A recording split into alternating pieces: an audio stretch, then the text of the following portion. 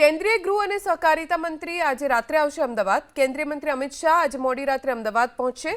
આવતીકાલે કલોલના ઇફકોના નવા પ્લાન્ટના ખાતમુહૂર્ત સમારોહમાં હાજરી આપવાના છે।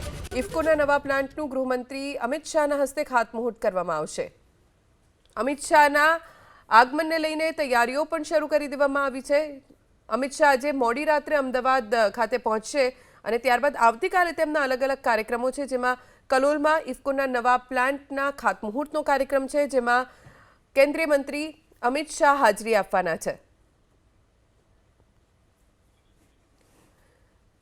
ઇફકોના નવા પ્લાન્ટનું ગૃહમંત્રી અમિત શાહના હસ્તે ખાતમુહૂર્ત કરવામાં આવશે।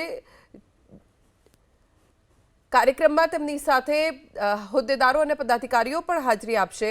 અમિત શાહના આગમનને લઈને તૈયારીઓ પણ પૂરજોશમાં કરવામાં આવી છે। કલોલમાં ઇફકોનો નવો પ્લાન્ટ સ્થપાશે।